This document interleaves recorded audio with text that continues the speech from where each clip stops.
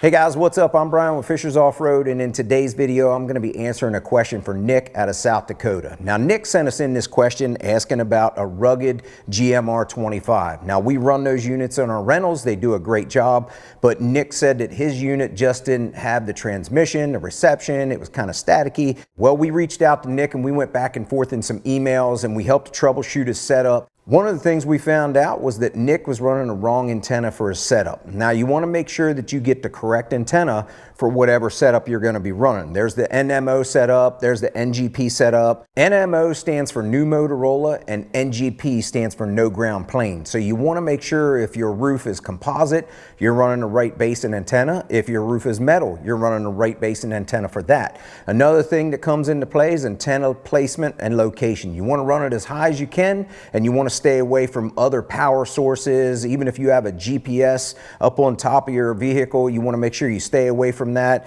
The next thing we checked out was how he had his antenna cable ran.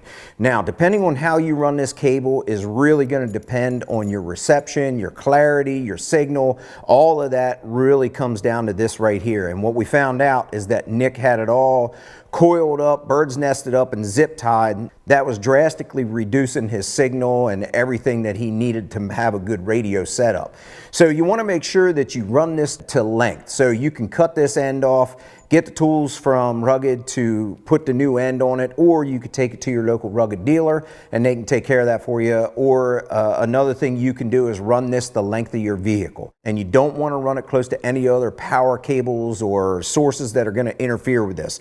This cable for the antenna is its own deal. Like, you got to treat this as like super sensitive, because it is. So you want to make sure that you run this right, because this is going to make all the difference in the world about how your radio works. So if you guys are having some radio situations, you might want to check out to make sure you're using the right antenna, you got the cable ran right. Is there water in your system? Are your connectors tight? Are you running dielectric grease? There's a lot of stuff you can check out. So if you got any questions, feel free to hit me up. You can check us out on Facebook, Instagram, and of course here on YouTube. We'd love to hear from you. We'll see you guys. Take care. Have a good one.